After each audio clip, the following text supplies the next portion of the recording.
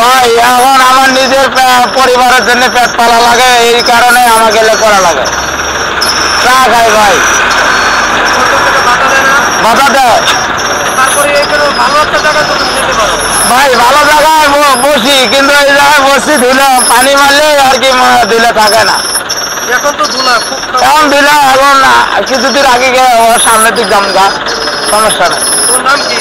নাম আমার মজদুল। গ্রামের বাড়ি আমার রংপুর। বুঝি না ভাই, হয় 500 600 এরকম হয়, 400 এরকম হয়, 500 আর কি দিন আনা যায়। কি করবো ভাই, প্রতিদিন তো আসি না, 2-1 দিন পর পর আর কি কাজ করি না।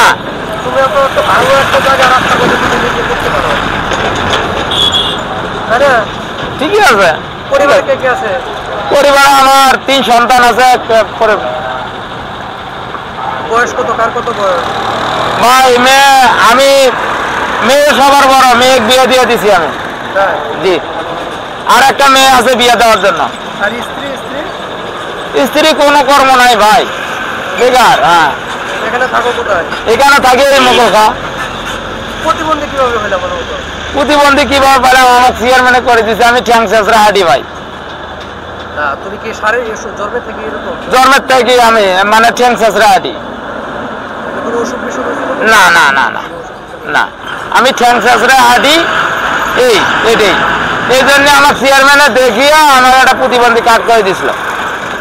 সেই কার্ডে ভাড়া পাই আমি 2550 টাকা। এখানে কি ভাড়া থাকো? এখানে ভাড়া থাকি। কত টাকা ভাড়া?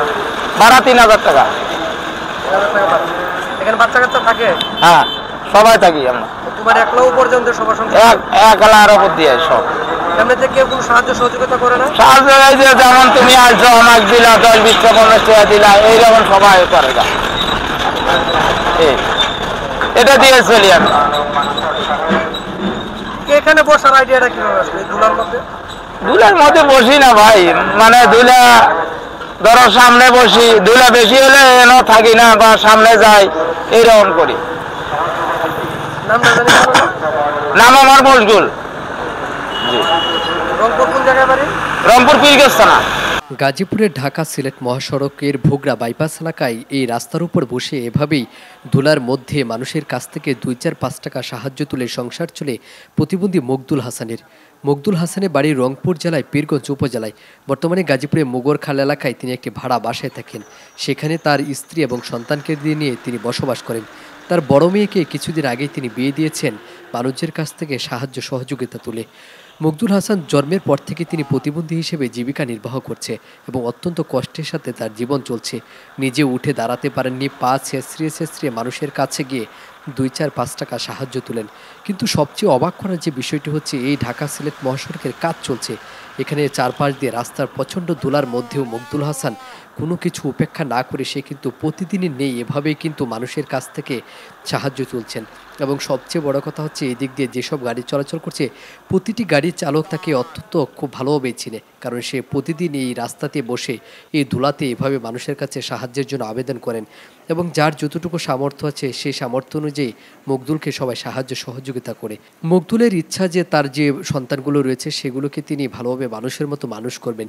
নিজের কথা কখনো তিনি চিন্তা করেন না, একজন মানুষ কিভাবে কি করে এই ধুলার মধ্যে বসে থেকে তিনি টাকা তুলতে পারে বা কোনোভাবেই একটি মানুষের পক্ষে সম্ভব না, কিন্তু সেই অসম্ভব কাজটি কিন্তু মকদুল হাসান করছে। আমাদের সমাজে অসংখ্য এরকম মকদুল হাসান রয়েছে যারা হয়তোবা নিজেরা অন্যের প্রতি নির্ভরশীল না হয়ে মানুষের কাছ থেকে দুবেলা চেয়ে খাওয়ার জন্য প্রস্তুত আছে, কিন্তু কোনোভাবে মানুষের সাথে অন্যায় বা প্রতারণা করতে রাজি না।